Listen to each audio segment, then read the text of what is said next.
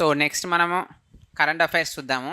డిసెంబర్లో ఆల్రెడీ చాలా వరకు కరెంట్ అఫైర్స్ చూస్తాం. ఇది ఎకానమీ మనకి డిసెంబర్లో జరిగింది. సో కాబట్టి అక్కడే చాలా వరకు కవర్ చేశాను. సో ఏవైతే మిస్సింగ్ తర్వాత ఏవైతే ఉన్నాయో plus PIB year end review, MSME ministry of finance, so ministry of agriculture, ఇవన్నీ చూసి ఇంకేవైతే ఉన్నాయో వాటిని కంపైల్ చేశాను. సో అవి ఆ రెస్ట్ ఆఫ్ ద కంపైలేషన్ వాటికి సంబంధించింది. సో అందులో ఫస్ట్ వన్, సో రీసెంట్గా ఎంఎస్పి ఎవరికి హైక్ ఇచ్చారంటే కోప్రా. సో కోప్రా అంటే ఎండు కొబ్బరి, కోప్రా. సో ఆ కోప్రాకి ఎంఎస్పి ఎంత ఇచ్చారంటే 12,100 పర్ క్వింటాల్. సో నాది ఎందుకు ఇచ్చానంటే ఎంఎస్పి అనేది మన సిలబస్లో ఉంది. ఎంఎస్పి డైరెక్ట్ మన సిలబస్లో ఉంది. లాస్ట్ క్లాస్లో నేను మీకు విత్ టేబుల్లో ఖరీఫ్ ఎంఎస్పి ఎంత, రబీ ఎంఎస్పి ఎంత, ఎంఎస్పి దేనికి ఎంత ఇంక్రీజ్ అయింది, ఆ డేటా మొత్తం నేను ఇచ్చాను.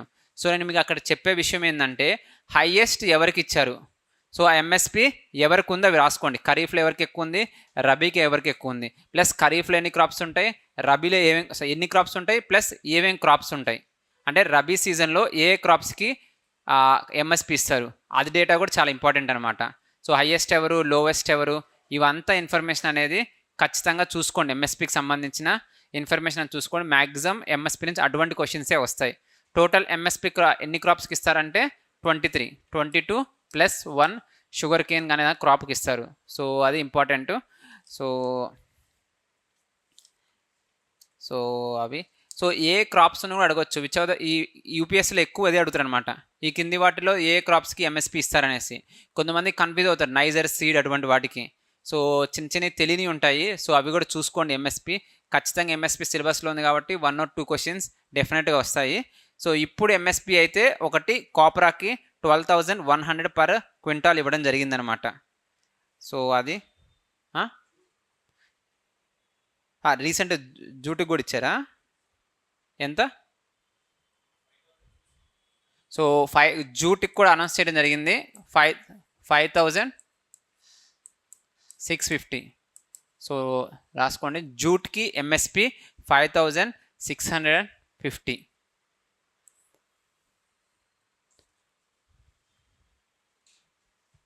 సో అడగచ్చు, లేటెస్ట్ నెంబర్స్ కాబట్టి అడగచ్చు ఎంఎస్పికి సంబంధించింది. సో ఆ డీటెయిల్స్ సో నేను మళ్ళీ రిపీట్ చేస్తాను. ఖరీఫ్కి, రబీకి సంబంధించిన డేటా మీకు ఏదైతే ఎకానమీ క్లాస్లో ఇవ్వడం జరిగిందో ఆ ఎంఎస్పి డీటెయిల్స్ అన్నీ ఖచ్చితంగా చూసుకోండి. Very important. మీరు ఏమిలే ఆ టేబుల్లో నుంచి ఏ క్రాప్స్కి ఇస్తారు ఒకటి గుర్తుపెట్టుకోవాలి. అంటే ఏది ఖరీఫ్లో సీజన్లో ఇస్తారు, వేటికి రబీ సీజన్లో ఇస్తారు, హైయెస్ట్ దేనికి వచ్చింది, ఇందులో హైయెస్ట్ దేనికి వచ్చింది, ఇంక్రిమెంట్ హైయెస్ట్ దేనికి ఇంక్రీజ్ వచ్చింది లాస్ట్ ఇయర్తో కంపేర్ చేస్తే. ఈ ఒక్క ఇన్ఫర్మేషన్ చాలు. ఈ ఒక్క ఇన్ఫర్మేషన్ చాలా వీలైతే సెకండ్ కూడా తెలుసుకోండి. ఎప్పుడైనా అసెండింగ్ ఆర్డర్, డిసెండింగ్ ఆర్డర్ అడిగితే సేఫ్టీ కోసం ఫస్ట్ 2 క్రాప్స్ ఏమేమి ఉన్నాయి హైయెస్ట్లో అనేది చూసుకోండి, అది మీకు ఈజీ అయిపోతుంది. సో అది నెక్స్ట్ మనము topic 2, Pradhanmantri Fasal Bima Yojana and restructuring weather based crop insurance scheme.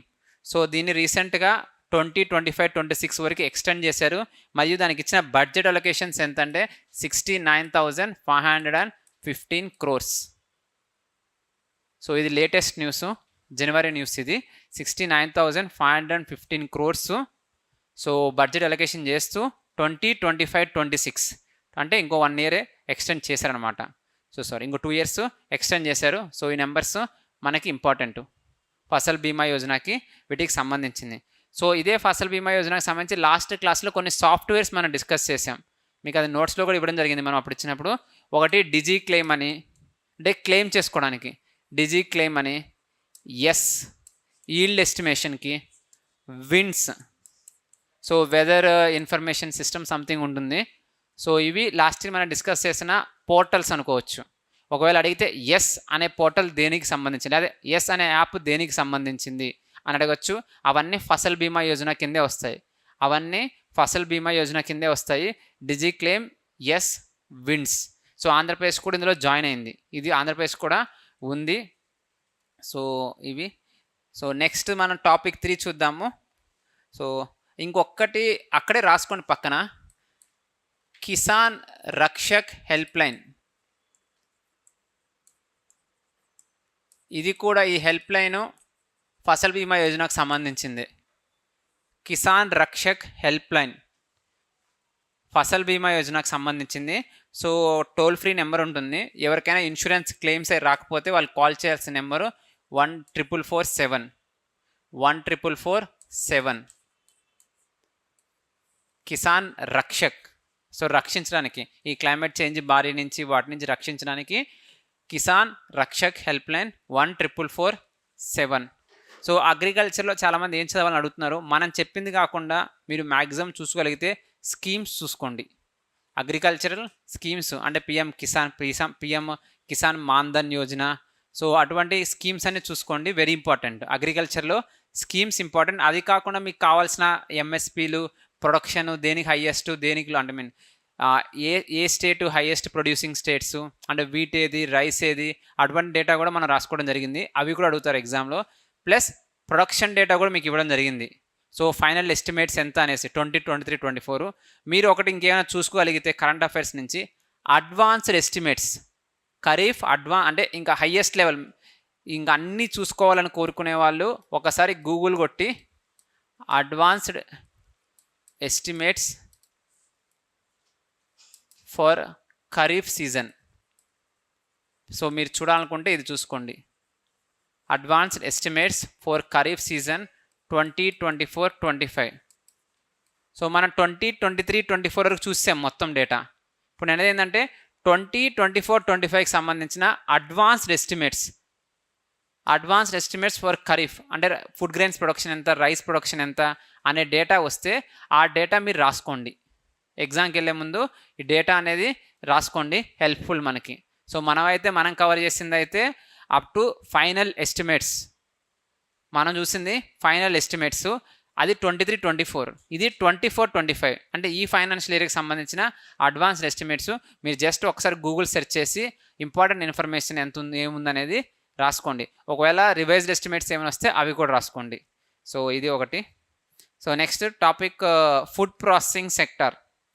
So ఇది ఇవన్నీ పిఐబి నుంచి రాసిన పాయింట్స్ యాక్చువల్లీ. సో ఇది కూడా నేను పిఐబి నుంచే రాశాను పాయింట్స్. పిఐబిలో ఫుడ్ ప్రాసెసింగ్ సెక్టర్ గురించి ఒక పాయింట్ రాశారు. Food processing food exports in agri food exports increased substantially from 13.7 in 2014-15 to 23.4%.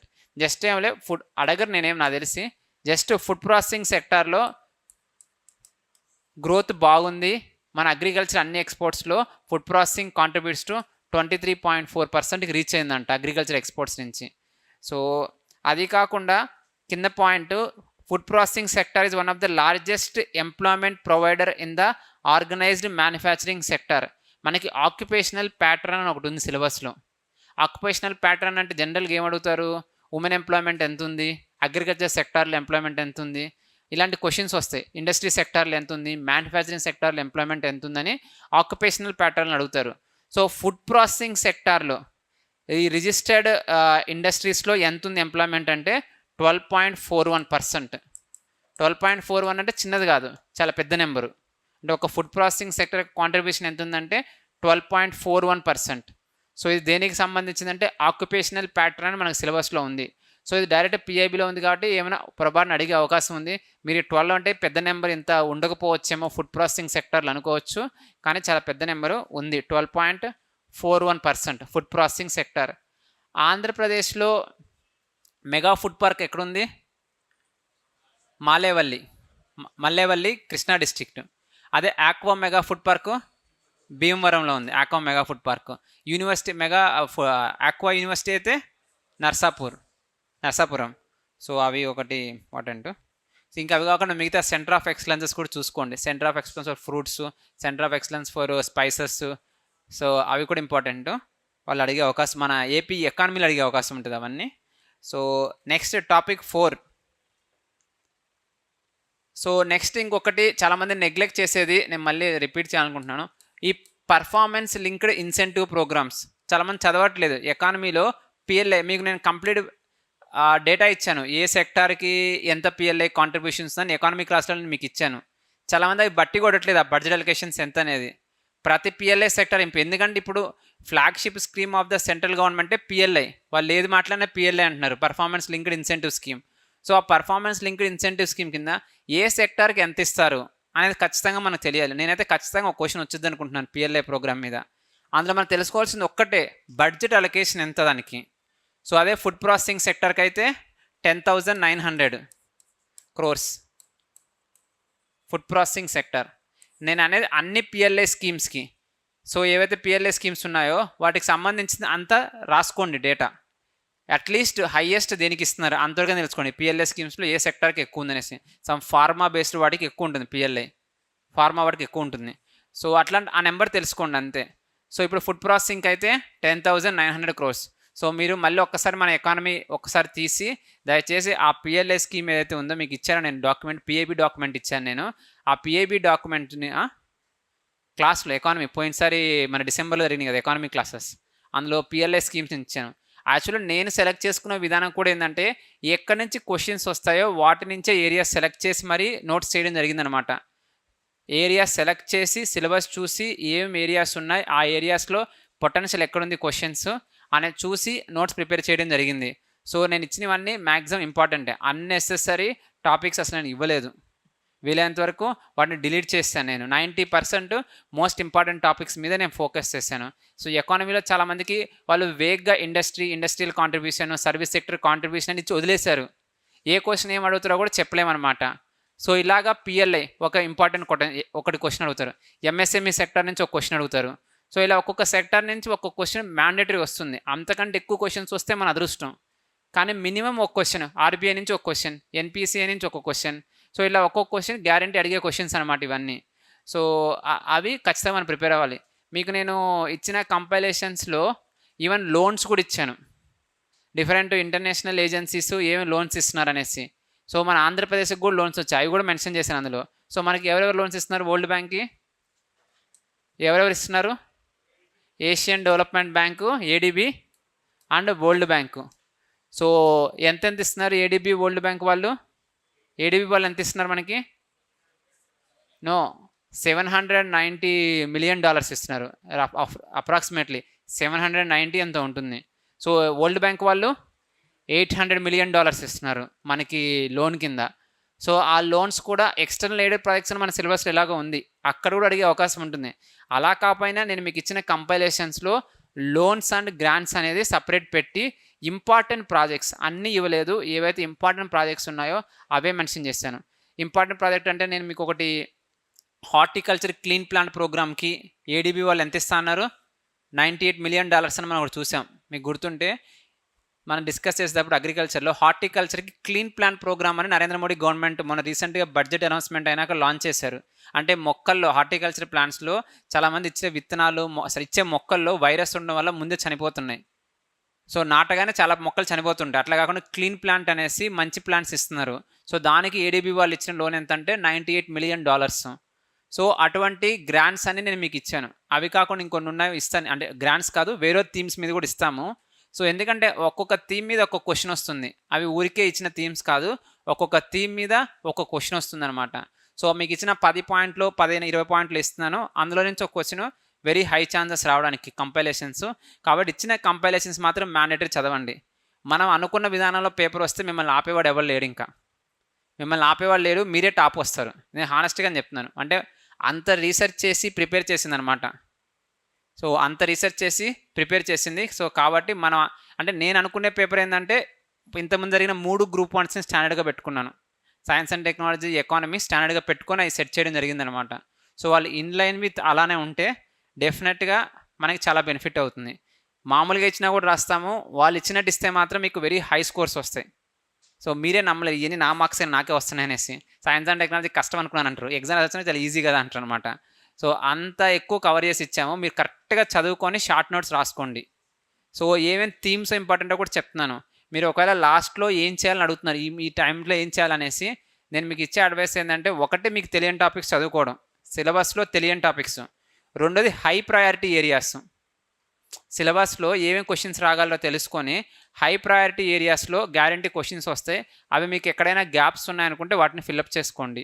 ఎందుకంటే అందరూ మనం ర్యాంక్ పెట్టకూడదు, అందరూ కరెక్ట్ పెట్టి మనం తప్పు పెడితే ఇంక ఖచ్చితంగా ర్యాంక్ రాదు.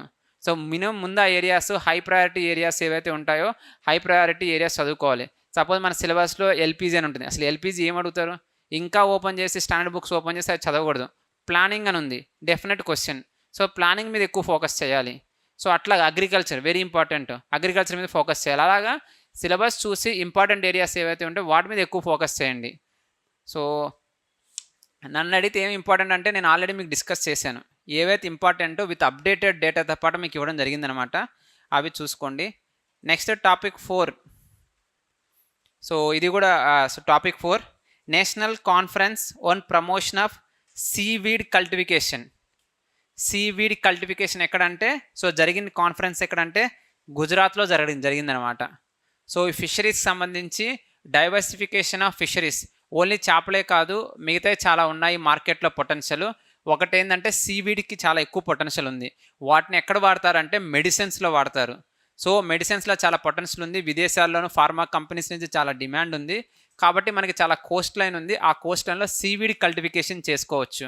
సో సీవీడ్ ఎక్కడ కల్టివేట్ చేస్తున్నామంటే గుజరాత్. సో మనం గుర్తుపెట్టుకోవచ్చు సీవీడ్, వీడ్ అంటే అన్నెసరీ. ఇప్పుడు అన్నెసరీగా మనం చూసేది సో అంటే వీడ్ అంటేనే డేంజరస్. సో గుజరాత్ అంటేనే డేంజరస్ మనకి ఇప్పుడు. సో అన్ని ఇన్వెస్ట్మెంట్స్ అక్కడికి వెళ్తున్నాయి, మనకి రావట్లేదు. మనకి మొన్న అనుకున్నాం కూడా నక్కలు ఎక్కువ అక్కడే ఉన్నాయని కూడా మనం అనుకున్నాం, అది కూడా డేంజరస్సే. సో అంటే Asian wolf habitat status something మనం డిస్కస్ చేసాం లాస్ట్ క్లాస్లో. సో అది గుజరాతే. సో ఇది కూడా గుజరాతే. సీవీడ్ కాన్ఫరెన్స్ కూడా గుజరాత్, ఎందుకంటే వీడ్ డేంజరస్ కాబట్టి. సో నెక్స్ట్ కిసాన్ పెహచాన్ పత్ర. సో నెక్స్ట్ మనం చూడబోయేది కిసాన్ పెహచాన్ పత్ర. ఇది మనం లాస్ట్ క్లాస్లో డిజిటల్ అగ్రికల్చరల్ మిషన్ అని మనం ఒకటి చూసాం. లాస్ట్ క్లాస్లో మనము డిజిటల్ అగ్రికల్చర్ మిషన్ డిస్కస్ చేసాం మనము. సో డిజిటల్ అగ్రికల్చర్ మిషన్ యొక్క బడ్జెట్ ఎంత? 2180 crores. Very important digital agriculture machine. అందరూ ఖచ్చితంగా చదవాలి డిజిటల్ అగ్రికల్చర్ మిషన్ అనేసి. డిజిటల్ అగ్రికల్చర్ మిషన్ అందరూ ఖచ్చితంగా చదవాలి. సో ఈ డిజిటల్ అగ్రికల్చర్ మిషన్లో మనం డిస్కస్ చేసిందంటే ఒకటి అగ్రి స్టాక్ ఒకటి పెడతారనేసి, ఒకటి అగ్రి స్టాక్ పెడతారని చూసాం. సో ఇదే అగ్రి స్టాక్ కాకుండా ఇంకొకటి వాళ్ళు ఏం తీసుకొస్తున్నారంటే కృషి డెసిషన్ మేకింగ్ సిస్టమ్. కృషి డెసిషన్ మేకింగ్ సిస్టమ్ ఇది మనం లాస్ట్ క్లాస్లో చూసాం. సో అగ్రి స్టాక్ అని కూడా ఏర్పాటు చేస్తారు. అగ్రి స్టాక్లో ఫార్మర్స్ స్కీమ్స్కి కావాల్సిన డేటా కానీ వాటికి సంబంధించిన సాఫ్ట్వేర్స్ కానీ అన్నీ ఒకే దగ్గర పెడతారు అనేసి ఒకటి మనం చూసాము. అది డిజి స్టాక్, అది అగ్రి స్టాక్, అది అగ్రి స్టాక్. సో ఇప్పుడు ఈ డిజిటల్ ఇన్ఫర్మేషన్ ఉంది, అది ఫార్మర్స్కి ఇవ్వాలంటే మరి ఎట్లా? మన దగ్గర చాలా ఇన్ఫర్మేషన్ ఉంది, అంటే weather related information, production related information, marketing related information, ఇది మన దగ్గర చాలా ఉంది. మరి అది ఎలా ఇవ్వాలి రైతుల్ని? ఈ రైతుల్ని ఈ అగ్రి స్టాక్కి ఎలా కనెక్ట్ చేయాలి అంటే వాళ్ళకు ఒక డిజిటల్ ఐడి కావాలి ఖచ్చితంగా. వాళ్ళకి ఒక డిజిటల్ ఐడి కావాలంటే బ్యాంక్ అకౌంట్ లానే ఒక డిజిటల్ ఐడి కావాలి. ఆ డిజిటల్ ఐడియే కిసాన్ పెహచాన్ పత్ర. సో కిసాన్ పెహచాన్ పత్ర అంటే ఒక డిజిటల్ ఐడి. ప్రతి రైతుకి ఒక ఐడి ఇస్తారు. ఏ విధంగా అయితే మనము ఆయుష్మాన్ భారత్ డిజిటల్ మిషన్లో ప్రతి ఒక్కరు ఒక హెల్త్ ఐడి ఇస్తారు. ఆ హెల్త్ ఐడికి ఎన్ని డిజిట్స్? 14 డిజిట్స్. హెల్త్ ఐడికి 14 డిజిట్స్. సో నా మీద ఒక హెల్త్ ఐడి, మీ అందరి మీద ఒక హెల్త్ ఐడి ఉంది. అందులో మీకు కావాల్సిన ఇన్ఫర్మేషన్ అంటే మీకు సంబంధించిన ఇన్ఫర్మేషన్ ఉంటుంది.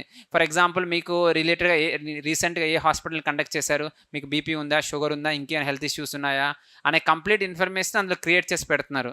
అలానే ప్రతి ఫార్మర్కి ఒక ఐడి ఇస్తారు. మీకు ఎంత ల్యాండ్ ఉంది, ఆ ల్యాండ్లో మీరు ఈ సంవత్సరం ఏ ప్లాంట్ వేశారు, ఏ మొక్క వేశారు, లాస్ట్ ఇయర్ ఏం వేశారు, మీకు దిగుబడి ఎంత వచ్చింది, ఎంత కమ్ముకున్నారు అనే కంప్లీట్ ఇన్ఫర్మేషన్ ఒక అకౌంట్కి ఇవ్వడానికి వాళ్ళకి ఇచ్చే ఐడి, ఫస్ట్ ఇచ్చే ఐడి ఏంటంటే కిసాన్ పెహచాన్ పత్ర. సో మనం గుర్తుపెట్టుకుంటే కిసాన్ పెహచాన్ పత్ర అంటే ఫస్ట్ రైతులకు ఇచ్చే farmers ID. So farmers ID అందులో ఏముంటాయంటే ఇన్ఫర్మేషన్, వాళ్ళు ఏ ల్యాండ్, వాళ్ళకి ఎంత ల్యాండ్ ఉంది, ఆ ల్యాండ్ ఎక్కడుంది, ఎన్ని ఎకరాలు ఉంది, అందులో ఏం పండించారు. సో అందులో అలా దాన్ని బట్టి అది డేటా ఉంటుంది. ఆ డేటాని యూస్ చేసుకుని వాళ్ళకి ఇన్ఫర్మేషన్ ఇస్తూ ఉంటారు. సో మీరు ఈ పంట నాటారు కాబట్టి మీకు ఈ టైంలో వర్షం రావచ్చు, మీకు ఇబ్బంది ఉంది. సో ఈ పంట నాటారు, మీకు ఇంత దిగుబడి వచ్చింది, మార్కెట్ ప్రైస్ ఇంత ఉంది, వెళ్ళి అమ్ముకోండి అని ఒక SMS మెసేజ్ పంపిస్తారు. సో అది డిజిటల్ అగ్రికల్చర్ మిషన్. ఇది చాలా ఇంపార్టెంట్. సో దాని యొక్క బడ్జెట్ ఎంత అంటే 2810 crores. మీకు నేను ఎకానమీలో ఇచ్చాను డిజిటల్ అగ్రికల్చర్ మిషన్, దయచేసి అది చూసుకోండి. అగ్రికల్చర్కి 7 స్కీమ్స్ లాంచ్ చేశారు. మొత్తం 14,000 crores బడ్జెట్తో లాంచ్ చేయడం జరిగింది. అవన్నీ మనకి ఇంపార్టెంటే, అవన్నీ ఇంపార్టెంట్. అందులో మోస్ట్ ఇంపార్టెంట్ మాత్రం డిజిటల్ అగ్రికల్చర్ మిషన్ మనకి చాలా ఇంపార్టెంట్. సో అందులో భాగంగానే కిసాన్ పెహచాన్ పత్ర వచ్చింది. సో అంతే information. Next project Vistaar. So ఇది కూడా ఇంపార్టెంట్, ప్రాజెక్ట్ విస్తార్. సో ఈ ప్రాజెక్ట్ విస్తార్ భాగంగా సో ఈ ప్రోగ్రామ్ ఏంటంటే, సపోజ్ నేను ఒక స్టేట్ గవర్నమెంట్ని, నాకు అగ్రికల్చరల్ డేటా కావాలి, మార్కెట్ ప్రైజెస్ ఎంత ఉన్నాయి, ఈ వర్షం ఎంత వస్తుంది అనే డేటా నాకు వస్తే నేను ఫార్మర్స్ చెప్పుకోగలుగుతాను. ఆంధ్రప్రదేశ్ గవర్నమెంట్కి ఆ డేటా కావాలి. మరి ఎవరిస్తారు ఆ డేటా? ఆ డేటా మొత్తం ఒక చోట ఉందా అసలుకి? ఆ డేటా మొత్తం ఒక దగ్గర క్రియేట్ చేసి ఆ డేటా మొత్తం షేర్ చేయడానికి వచ్చిన program project Vistaar. So project Vistaar virtually integrated system to access agricultural resources, vertically integrated system. So మొత్తం ఇన్ఫర్మేషన్, అగ్రికల్చర్కి సంబంధించిన మొత్తం ఇన్ఫర్మేషన్ని ఒక దగ్గర ఇంటిగ్రేట్ చేస్తారు. ఇంటిగ్రేట్ చేసి టు యాక్సెస్ అగ్రికల్చర్ రిసోర్సెస్, ఎవరికైతే కావాలో వాళ్ళకి ఆ డేటా ప్రొవైడ్ చేయడం జరుగుతుందన్నమాట. సో అది virtual integrated system to access agriculture resources. So దానికి పెట్టిన పేరు ప్రాజెక్ట్ విస్తార్. సో ఇది ఒకటి. అడిగితే ఈ ప్రాజెక్ట్ విస్తార్ అంటే ఏంటి అని అడుగుతారు. సో జస్ట్ అగ్రికల్చర్ డేటా మొత్తం దగ్గర వస్తుంది, అది ఎవరికి కావాలంటే, ఏ స్టేట్ గవర్నమెంట్కి కానీ ఇంకెవరికైనా కావాలంటే వాళ్ళకి పనిచేస్తారు. ఇది ఎవరు లాంచ్ చేశారు అది important. IIT Madras and ministry of agriculture and farmers welfare. So మీరు గుర్తుపెట్టుకుంటే IIT Madras most important, IIT Madras plus ministry of agriculture and farmers welfare. So ఇది మోస్ట్ ఇంపార్టెంట్. వాళ్ళు అడిగితే డైరెక్ట్ ప్రాజెక్ట్ విస్తార్ ఎవరు తీసుకొచ్చారని అడుగుతారు. సో ఎవరు తీసుకొస్తారంటే ఐఐటి మద్రాస్. సో నేనైతే గుర్తుపెట్టుకుంది, మద్రాస్ పీపుల్ చాలా ట్రెడిషనల్గా ఉంటారు. ఇప్పుడు కూడా విస్తరాకులోనే తింటారు వాళ్ళు. మనం సినిమాల్లో హీరోలను కూడా చూస్తాం, అంటే ఈవెన్ హీరోయిన్ కీర్తి సురేష్ వాళ్ళని కూడా చూస్తాం. వాళ్ళు ఎక్కడికి వెళ్ళినా ఆకులో తింటారు వాళ్ళు. సో విస్తరాకులు మనం అంటే మర్చిపోయాం, తెలుగు వాళ్ళు కూడా అదే ట్రెడిషన్. మనం అంటే అన్నీ మార్చేసాం, మారిపోయాం. మనం ఫస్ట్ మారేది ఇండియాలో తెలుగు వాళ్ళే ఉంటారు ఫస్ట్. సో లాంగ్వేజ్ని మర్చిపోవడం కూడా మనమే ముందు ఉంటాం. So already English medium schools కూడా వచ్చాయి. సో వాళ్ళ కల్చర్ని వాళ్ళు ఇంకా ఫాలో అవుతారు. So project Vistaar, so విస్తరాకులో తినేవాళ్ళే Madras వాళ్ళు. సో అది ఐఐటి మద్రాస్. సో అంతవరకు గుర్తుపెట్టుకోండి, మీకు సరిపోతుంది. సో మద్రాస్. సో ఇంకొన్ని మీకు చెప్తే, మద్రాస్ వాళ్ళు స్మార్ట్ పీపుల్ అనేసి, బ్రెయిన్ ఫీటల్ డెవలప్మెంట్కి వాళ్ళు ఎక్కువ ఉంటుందనేసి చెప్పాను. సో స్మార్ట్ అనే వచ్చినా, తెలివి కల వాళ్ళని వచ్చినా, ఇట్లాంటి ట్రెడిషనల్ కల్చర్ని ఫాలో అయ్యే వాళ్ళు వచ్చినా మద్రాస్ వాళ్ళే. సో అది. సో మా బ్రదర్ వాళ్ళు ఆస్ట్రేలియాలో ఉంటారు, ఆస్ట్రేలియాలో కూడా తింటారంట అట్లానే. తమిళ వాళ్ళు, మన తెలుగు వాళ్ళు కాదు, తమిళ వాళ్ళు అక్కడ కూడా, అంటే రోజు కాదు, ట్రెడిషనల్ డే, ఏదైనా మామూలు రోజుల్లో షర్ట్ ప్యాంట్ వేసుకుని ఉంటారు, హాలిడే వస్తే పంచి కట్టుకుంటారంట వాళ్ళు. పంచి కట్టుకొని ఉదయాన్నే గుడికి వెళ్ళి ట్రెడిషనల్గా ఇంటికి వచ్చి పంచుతో తిరుగుతారు రోజంతా. ఆకులోనే తింటారంట ఆ రోజు. సో అక్కడ దొరికే లీవ్స్ తింటారు, అంటే అంత కల్చరల్గా ఫాలో అవుతారు. మలేషియాలో కూడా వాళ్ళు చేస్తారు.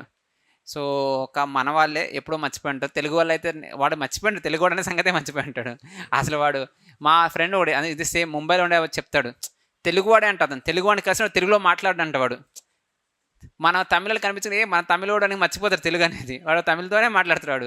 మన తెలుగువాడని తెలిసి కూడా, మనం తెలుగువాడని తెలిసి వాడు తెలుగువాడని తెలిసి వాడు తెలుగులో మాట్లాడంట. మనమే కొత్త వెళ్ళి తెలుగులో మాట్లాడుతూనే మనం అనుకుంటాం, వాడు మాత్రం హిందీలోనే మాట్లాడతాడంట.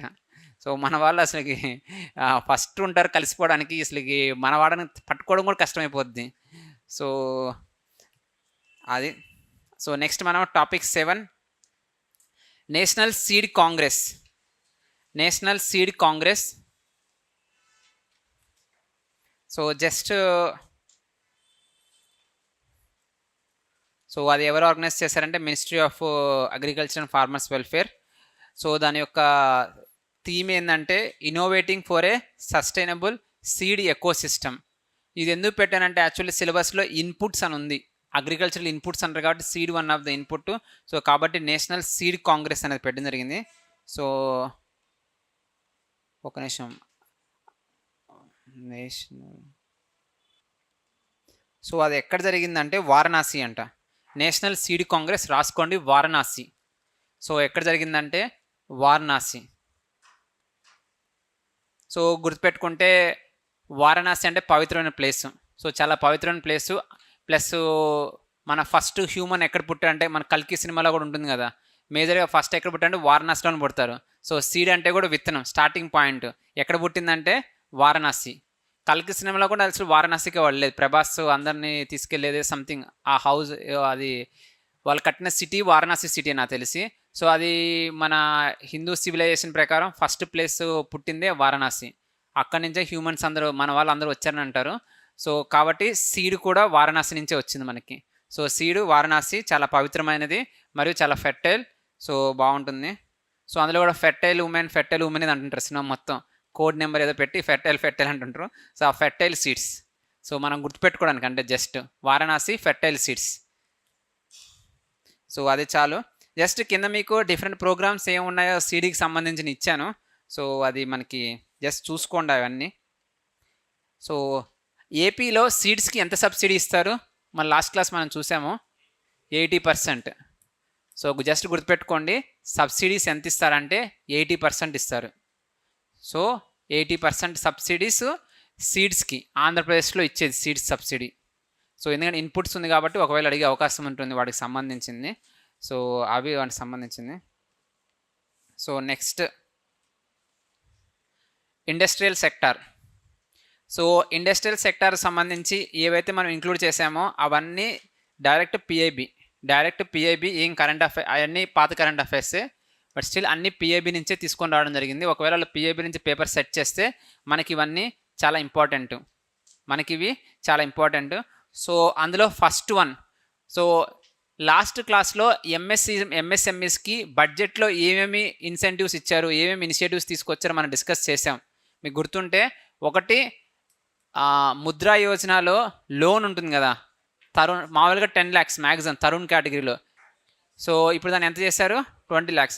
ఇది మోస్ట్ ఇంపార్టెంట్. నాకు తెలిసి మీరు రాసిన టెస్ట్ సిరీస్లో చాలా వాటిలో అడుగుంటారు ఇది. నెక్స్ట్ వెరీ ఇంపార్టెంట్ ఇంకొకటి ట్రెడ్స్ ప్లాట్ఫామ్ మనం డిస్కస్ చేసాం. ట్రెడ్స్ అనే ఒక ప్లాట్ఫామ్ ఉంటుంది. ఆ ట్రెడ్స్ ప్లాట్ఫామ్లో ఇప్పుడు ఎంత తగ్గించారు లిమిట్, 250 crores.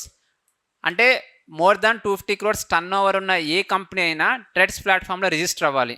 ఇంతకుముందు 500 crores ఉండేది, ఇప్పుడు 250 crores.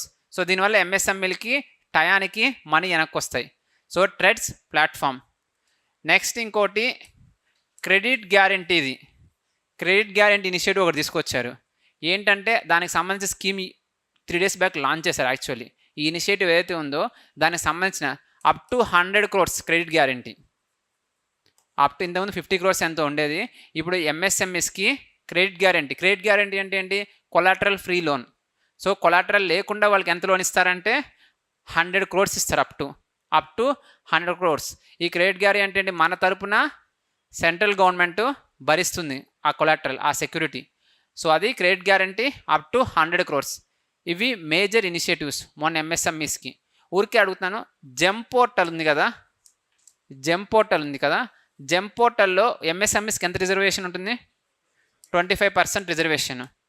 ఇందులో ఉమెన్కి ఎంత ఉంటుంది రిజర్వేషన్, 3%. ఈ 25లో ఇంకో 3% ఉమెన్కి. మరి ఎస్సీ ఎస్టీ కేటగిరీ వాళ్ళకి 2%. 4 ఓకే 4%. ఇవి important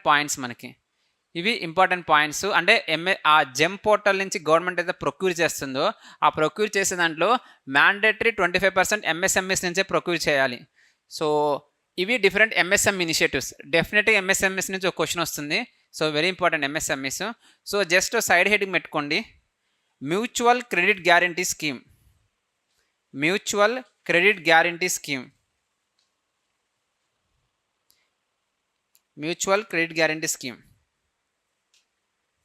The scheme offers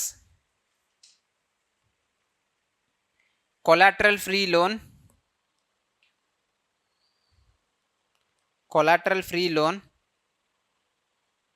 of up to 100 crores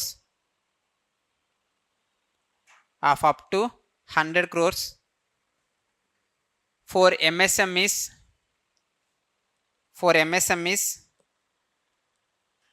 seeking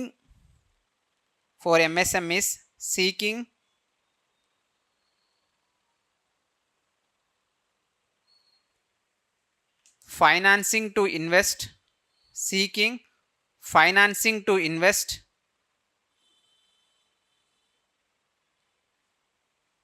in machinery, equipment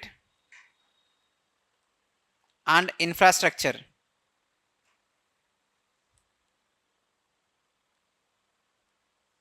and infrastructure. So next continue. The scheme will be applicable.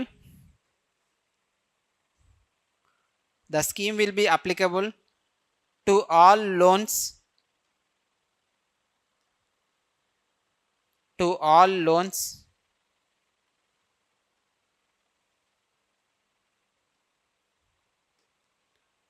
sanctioned under the sanctioned under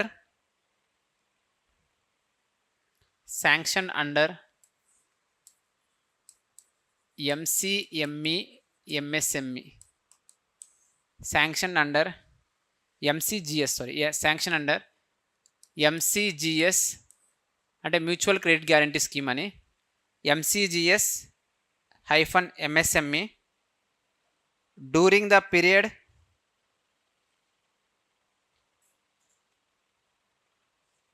period of 4 years.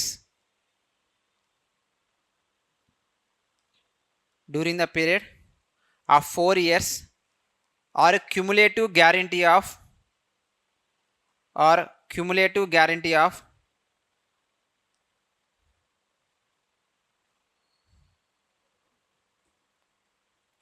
guarantee of 7 lakh crores.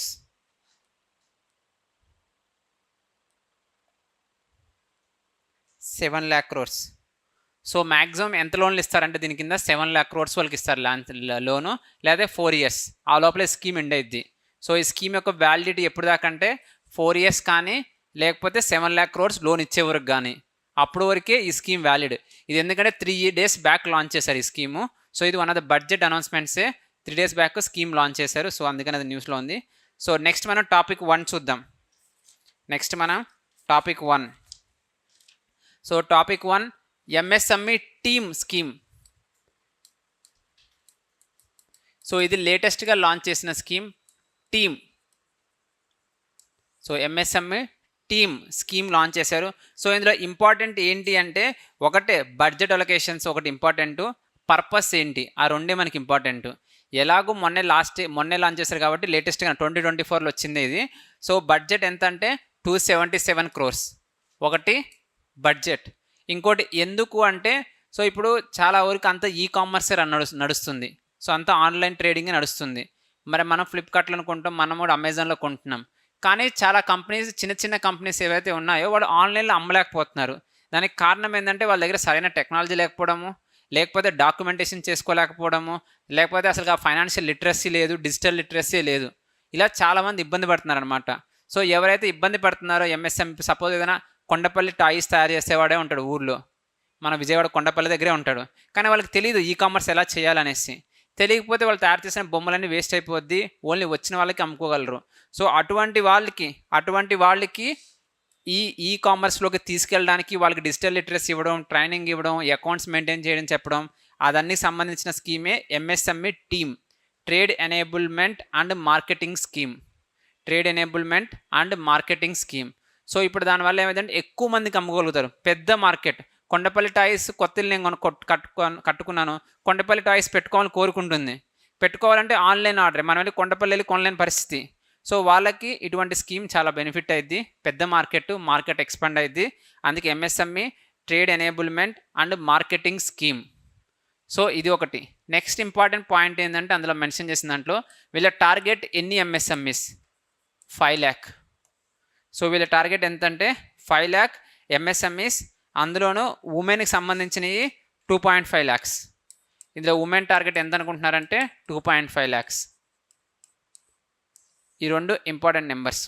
So ఒకటి MSME team, so 277 crores, maximum 5 lakhs, అందులో 50% ఉమెనే ఉండాలని కోరుకుంటున్నారు. MSME registration కోసం తీసుకొచ్చిన portal ఏంటి? Udyami. So Udyam registration portal. So అదే Udyam Bharat. So అది topic 1. Next topic 2. So topic 2 Yashaswini campaign. Just Yashaswini campaign అంటే women empowerment. Women based MSMEs ఏవైతే ఉన్నాయో వాటి యొక్క ఎంపవర్మెంట్. మరియు ఈక్విటీ ఉమెన్ యొక్క కొత్త ఉమెన్ని ఎక్కువ బిజినెస్ వైపు తీసుకొని రావాలి మరియు వాళ్ళు ఎక్కువ ఎంఎస్ఎంఈస్ పెట్టాలి అనే క్యాంపెయినే యశస్విని క్యాంపెయిన్. సో పేరు యశస్విని అంటేనే ఉమెన్, బట్ ఆ ఉమెన్ సంబంధించిన ఎంఎస్ఎంఈస్ పెట్టాలి, వాళ్ళు బాగా అభివృద్ధి చెందాలనేది యశస్విని క్యాంపెయిన్. సో ఇది ఎవరెవరు కలిపి లాంచ్ చేశారో చూడండి. Yashaswini campaign was launch in collaboration with, ఇది important, women entrepreneurship platform NITI Aayog. So నిన్న క్లాస్లో కూడా చెప్పాను, women entrepreneurship platform NITI Aayog ఉంటుంది, అది చాలా ఇంపార్టెంట్. మన సిలబస్లో నీతి ఆయోగ్ ఉంది. నీతి ఆయోగ్ ఇనిషియేటివ్స్, నీతి ఆయోగ్లో ఏం చదవాలి అసలు ఏముంది నీతి ఆయోగ్లో చదవడానికి? అక్కడ ఏముందో జరుగుతుందో వాళ్ళకి తెలియదు అక్కడ, ఎందుకంటే అంత గవర్నమెంట్ కంట్రోల్లోనే ఉంది. వాళ్ళు ఏం చేయట్లేదు నీతి Aayog, just research papers publish చేస్తూ ఉంటారు. సో వాళ్ళు ఏం చేశారనేది నీతి ఆయోగ్ వెబ్సైట్కి వెళ్ళి మనకి చూసుకొని, అంటే ఎగ్జామ్లు ఏమడుతుందో తెలియాలి కదా, వాళ్ళు ఇచ్చే different indices. So school education quality index మనం లిస్ట్ ఇచ్చాను లాస్ట్ క్లాస్లో, నేను నీతి ఆయోగ్ ఇండిసెస్ అనేసి ఒక లిస్ట్ ఇచ్చాను, వాళ్ళు ఏమి ఇస్తారనేసి. ఆ ఇండిసెస్ అనేది చూసుకోండి, ఏదో ఒక ఇండిసెస్ అడిగే అవకాశం ఉంటుంది, అది ఒకటి. మరియు వాళ్ళు లాంచ్ చేసిన ఇనిషియేటివ్స్ ఏమి ఉంటాయి. సో ఇటువంటిది ఉమెన్ ఎంటర్ప్రెన్యూర్షిప్ ప్లాట్ఫామ్ వాళ్ళదే, మరియు ఆస్పిరేషనల్ డిస్ట్రిక్ట్స్ ప్రోగ్రామ్ వాళ్ళది. సో ఇటువంటి ఇనిషియేటివ్స్ వాళ్ళు ఏవైతే ఉంటున్నాయో అవే అడుగుతారు ఎగ్జామ్లో. నీతి ఆయోగ్ అని సిలబస్ ఉండగానే వాళ్ళు క్వశ్చన్ పేపర్ సెట్ చేసేటప్పుడు నీతి ఆయోగ్ వెబ్సైట్కి వెళ్ళిపోతారు డైరెక్ట్. వాళ్ళకి అందులో ఏమేమి కనిపిస్తే అందులోంచి క్వశ్చన్స్ అడుగుతారు అనమాట. సో మీరు నీతి ఆయోగ్ తీసుకొచ్చిన కొత్త అటల్ ఇన్నోవేషన్ మిషన్ వాళ్ళే తీసుకొచ్చారు. సో ఏవైతే స్కీమ్స్ వాళ్ళు ఇంప్లిమెంట్ చేస్తున్నారో ఆ స్కీమ్స్ చూసుకోండి, మరియు వాళ్ళు తీసుకొచ్చిన ఇండస్ట్రీస్ చూసుకోండి. అది కాకుండా నీతి ఆయోగ్ ఎక్కడ న్యూస్లో ఉందా, ఇటువంటి వాటిలో ఇప్పుడు ఇక్కడ నీతి ఆయోగ్ న్యూస్లో ఉంది ఉమెన్ ఎంటర్ప్రెన్యూర్షిప్ ప్లాట్ఫామ్. సో ఇలాంటివి చూసుకోండి, సరిపోతుంది నీతి ఆయోగ్ సంబంధించింది. సో సిలబస్లో మెన్షన్ చేశారు కాబట్టి మినిమం ఒక క్వశ్చన్ వస్తుంది నీతి ఆయోగ్ గురించి, మినిమం ఒక క్వశ్చన్. నీతి ఆయోగ్లో పొటెన్షియల్ ఎక్కువ ఉంది, ఎక్కువ క్వశ్చన్స్ అడగడానికి ఛాన్స్ ఉంది. ఆ పక్కన ఉన్న చిన్న చిన్న టాపిక్స్కి అంత ఛాన్స్ లేదు, దానికి ఎక్కువ ఛాన్స్ ఉంది అడగడానికి. సో కాబట్టి వాళ్ళు లాంచ్ చేసిన ఇనిషియేటివ్స్, వాళ్ళ ఇండిసెస్, మరియు ఇటువంటి కొత్త కొత్త న్యూస్లు ఏముంటాయి నీతి ఆయోగ్ సంబంధించి అవి చూసుకోండి. చాలామంది నీతి ఆయోగ్ అంటే ఇంకా పాత ఇన్ఫర్మేషన్ చూసుకుంటున్నారు. నీతి ఆయోగ్ ఎప్పుడు ఫామ్ అయింది, నీతి ఆయోగ్లో మెంబర్స్ ఎవరు ఉన్నారు, ప్రైమ్ మినిస్టర్ ఉండాలేడా, వైస్ చైర్మన్ ఎవడు, ఇప్పుడు ఇంకా బతికే ఉండాలేదా, సో వాడు ఇంకెవరెవరు ఉన్నారు, అలాంటి దగ్గరే ఉన్నాం. అవన్నీ పాతవి, అది అడిగితే పాలిటీలు అడగచ్చు కొన్నిసార్లు, వెరీ లెస్ ఛాన్సెస్ అవి అడగడానికి. సో మనం ఇప్పుడు ఫోకస్ చేయాల్సింది అయితే లేటెస్ట్ అప్డేట్స్ మీద, నీతి ఆయోగ్ యొక్క అప్డేట్స్ మీద. మనం వీలైతే నీతి ఆయోగ్ వెబ్సైట్కి వెళ్ళి వాళ్ళు లాంచ్ చేసిన ఇనిషియేటివ్స్ ఏమి ఉన్నాయో అవన్నీ చూసుకోండి, ఎగ్జామ్లు అడిగే ఛాన్స్ చాలా ఎక్కువ ఉంది. సో మన లాస్ట్ క్లాస్లో ఆస్పిరేషనల్ బ్లాక్ ప్రోగ్రామ్ కూడా చూసాం. సో అవన్నీ ఇంపార్టెంట్, అవి చూడండి. సో ఇది యశస్విని క్యాంపెయిన్కి సంబంధించింది.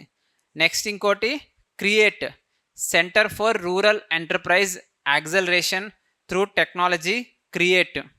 సో ఇది ఒక కొత్త ఇన్స్టిట్యూషన్ని ఎక్కడ పెట్టారు, లడాఖ్లో పెట్టడం జరిగింది, మీరు చూడొచ్చు. సో లడాఖ్ ఇది దేనికి సంబంధించిందంటే అక్కడున్న ఎంఎస్ఎంఈస్ని ఎంకరేజ్ చేయడం కోసం.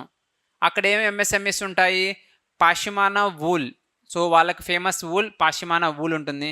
సో అది కాకుండా training for the production of essential oils from roses, flowers. అక్కడ ఏవైతే రోజెస్ ఉంటాయో ఫ్లవర్స్ నుంచో వాటి నుంచి ఆయిల్స్, మెడిసినల్ ఆయిల్స్ కానీ అరోమాటిక్ ఆయిల్స్ కానీ ప్రొడ్యూస్ చేసి అమ్మే అటువంటి ఎంఎస్ఎంఈస్ కోసం వాళ్ళకి ట్రైనింగ్ కానీ వాళ్ళకి టెక్నాలజీ ట్రాన్స్ఫర్ కోసం తీసుకొచ్చిన ఇన్స్టిట్యూట్ క్రియేట్.